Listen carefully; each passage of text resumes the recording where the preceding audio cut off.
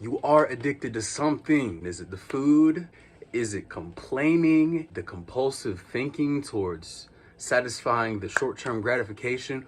What is it? Lay it all out. We all have them. And if you're real enough, you would instantly know what it was and have no self-judgment. So appreciate y'all tuning back in.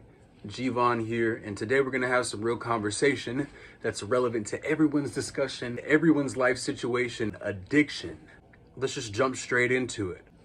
We have this self that I think I am, that you think you are, the you that you think you are, the character that we were programmed to think that we were, right? We're not the Christ, we're not awareness, we're this independent, separate self that is independent from God's will and is in a body and looks around and sees other bodies. So there's already a sense of feeling like we have separated ourselves completely from love, from God. And that's symbolized in the womb of the mother. You think about how snug and how warm and how cozy it is in there. Then when the baby's birthed out of the canal, cries, spanked on the table, it goes from warm to cold. The thought comes, a man is born and then he spends his whole life trying to get back into where he was born out of. There's something about it, because that is one of the closest things to God, is sex. In the short term, I'd say. But let's not get too off task here. We feel an addiction because we feel like we're missing something. So there's already an identification issue, because if we identified with our source, with God, who is all loving, all abundant, all blissful, all peaceful, well, we wouldn't really have any suffering, would we? Or if we did experience suffering, we would simply, oh, okay, well, that's interesting. That's what I'm experiencing, but I know that's not true because I'm rooted in who I truly am. But that's not the case. So we take everything seriously that seems to cause us trigger, that seems to bring about a trigger in our energy field. We see things as threats. Life is the ultimate guru. And so when life brings something our way, for us to forgive, ultimately, to accept it, to grow from it, a lot of the time we don't get the memo. And so we handle, let's say you're at your family's house and it's Christmas and the air is tense, and you're there to experience that, to grow from it, but you completely bomb the situation. You're cursing at grandma and throwing cake on the wall and punching someone with your fist. It just doesn't look good. That's gonna ultimately create more karma.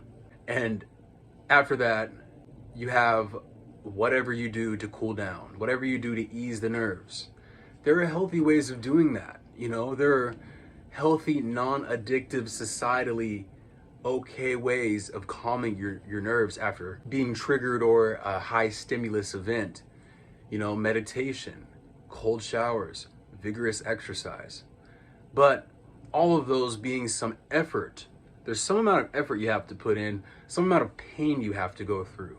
Meditation, not really pain, but there is that initial effort to focus, to breathe, and to really raise your state of being by focusing on the present moment. But no, we don't run to those things. We go to the cannabis, the sweet food. We run to the candy bars, the snacks, the carbs, the sugars, the salts, sex, in all of its distorted forms. We run to music, idolizing people that we feel like if only we were them, if we had some of what they had, we'd be so much better. These are our addictions. And they play out in the form of lack, they play out in the form of anger, and they play out in the form of fear. So there's no issue. I had to have this talk with myself in the mirror earlier and get real, I mean, it might, to some of you, may seem kind of weird. What I was saying to myself in the mirror was, there's never really anything wrong. We just convince ourselves to think something's wrong. The ego convinces us, as pure awareness, as the Son of God, but we can go into that later, to think something's wrong so that we can, lower our state of being and be in the state of contraction and ultimately stay playing small ball with ourselves. Really, I'll share a story, maybe an experience with myself. Sorry, it's a little dusty. I'm like, So in the past and even up recently, I will wake up and I'll smoke cannabis, scroll on social media, sometimes even slip back into pornography. And when that happens, I'll notice that this pattern comes up that I'll use as an excuse. I'm like, oh, I did those things. That means I can't focus on my purpose. Ooh, that's bad, you know? They can't know about that. They can't know about all the lustful desires and all that stuff. But how true is that? You know, for one, you're just going to stay where you are. Me, I'm just going to stay where I am if I don't do anything. And two, people want real shit. They don't want the fluff. They don't want to see someone who's already made it and flashing stuff like cars and all the superficial, you know, BS. Although that is good in its own right, and there's nothing fundamentally wrong with that. The ego just takes it and runs with it. It runs a fucking marathon, really. And so the best way to go about this, seeing all these addictions and stuff, is to approach it with forgiveness. True forgiveness. Forgiveness for even thinking you could do something wrong. Being a holy child of God, made in his image, being a being of love, thinking you could do something horrible, thinking you could violate against the laws of creation. So guilt, that negates the idea of guilt completely. Meaning guilt serves no purpose other than the meaning we give it, other than, oh, we think we need to feel guilty, almost like to keep ourselves in check. But that's just a ploy of the ego, meaning wherever you feel guilty is where you need to forgive. And once we forgive where we feel guilty, that freedom opens up for us. And so practically you might be thinking like, how do I forgive? Okay, what is forgiving? Like, you tell me push a button, I can push a button, but you tell me forgive, I can't, you know, how do I do it? And that's something I wondered for a while. Just keeping it straightforward and honest. You can do it any way you'd like, but the best way that's worked for me is visualization. Just take a minute, take 5, 10, 15. Anyone that comes up ever in your thoughts or in your field, physical field, is there to be forgiven. You might be thinking, oh, that's my homie. Like, she's good. Like, I don't have anything against her. You do. You're here in a body. You see her in a body. You're from the same awareness, but you're seeing her as separate. You do have something you're holding against her. You think there's something outside of yourself. So you're pretty fucking insane. So you might as well forgive. Okay? I say that jokingly and facetiously. That word comes to mind. But honestly, that's the case. The ego is insane. And the only way to have true happiness is to forgive everything and to love everything that comes your way. Addictions included. So when you do that thing, when you take that hit, when you indulge in whatever pleasure you think you would be judged for, when really you judge yourself, bring God into it. Bring forgiveness, bring love. And if you don't believe in any of that stuff, just bring a breath. Bring a breath, bring a pause, bring the power of now into it, as Eckhart Tolle would say. And just be. And realize you're your own critic. There's nothing going on other than the voice in your own head and the eyes looking out of your own body at your hands and onto your physical reality. There's nothing going on, and the voice in your head isn't even real. It's not you. This is why the Bible says, pray without ceasing. The voice in your head is not you. It's the program.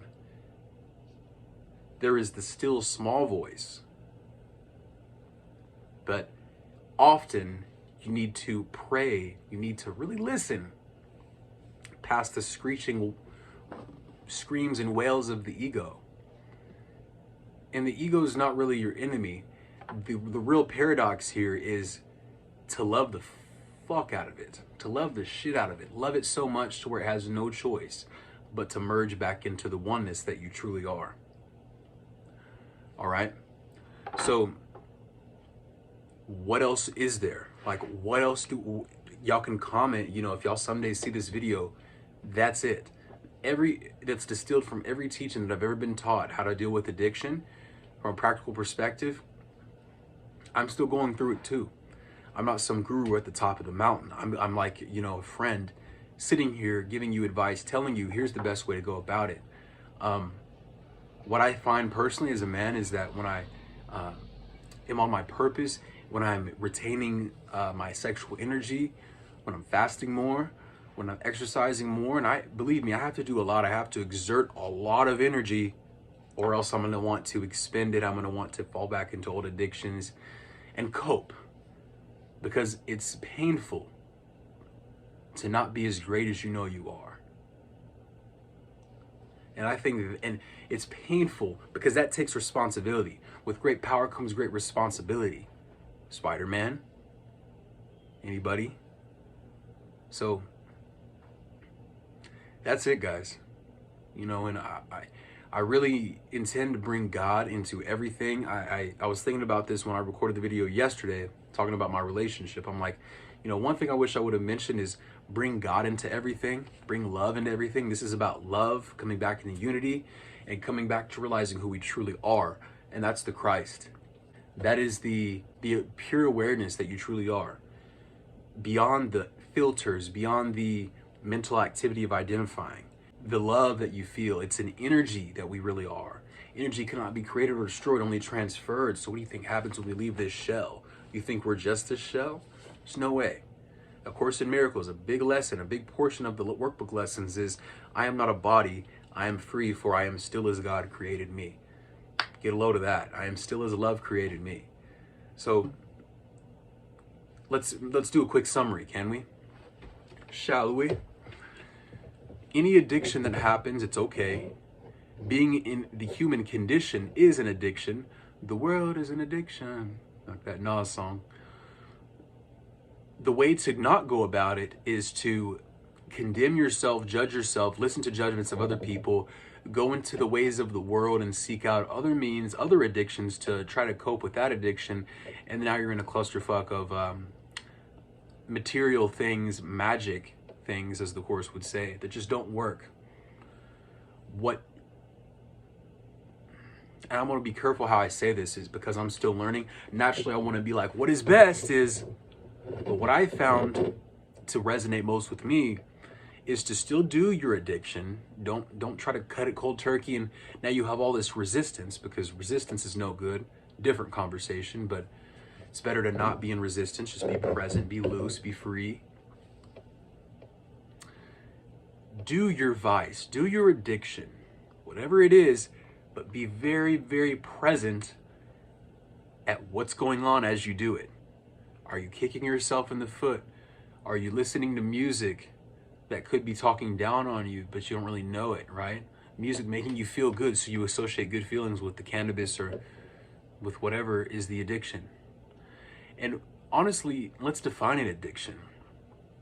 It's something that further separates you from God, right? And what is the opposite of an addiction? Well, it would be something that brings you closer to God. And so we make the intention, because if you're not making a conscious intention, you're making some type of subconscious intention somewhere. Something's intending on something. Don't let anything run you. Don't let the ego run you. You make that conscious intention. I'm going to bring love. I'm going to bring presence into this vice. I keep on doing this because cannabis is my obvious vice. I'm going to bring love into shopping. You know, I really shouldn't. I only have like 200 in the bank. I know I'm probably going to, you know, get a couple fits, because that's just, I'm here. You know, I was close by. I couldn't help myself. I watched this video, and, you know, this one guy who I don't know from fuck all said, do my addiction, but with the light of God. Bring God into it, bring forgiveness into it, bring love into it, and continue, and just observe what happens. Because the more you bring God into it, the less, I should say, you're going to want to be addicted. Because you'll realize you can bring God into everything. And the more intensely you're able to bring that state of being, the more intensely you're able to invoke it. I invoke the state of, you know, I am. The more you'll be satisfied. And you can actually fulfill whatever craving you would get from that hit, from those carbs or whatever, by producing, by serving, by adding value. That's it. And honestly, guys, if that doesn't work, there are other protocols you can take. You know, pray without ceasing. Remember, that voice is always chirping. You have to listen to the still small voice. Repetition, repetition, repetition. Fasting. There are ways to cleanse the body of the addiction. Painful, but it works. Okay? Train the mind. I endorse, I suppose I endorse. There are so many different paths, but my path was greatly influenced by A Course in Miracles. Before that, it was Abraham Hicks, Aaron Dowdy, Bashar, Aaron Abke. And this takes a significant amount of mind training. We teach what we need to learn. We think we need to learn everything first, learn, and then I'll teach. But no, we need to teach as we learn, because people need that. People need to hear what you have to say. And so, if this message resonated, I can keep going, but I don't want to keep y'all here too long. So, I see the Christ in you. Let peace and love extend from my mind and my heart to yours. If you like this video, be sure to like it literally, press the button, subscribe, comment some thoughts, some feedback. I'm really curious to hear what you have to say, and tune in for more videos like this. Peace.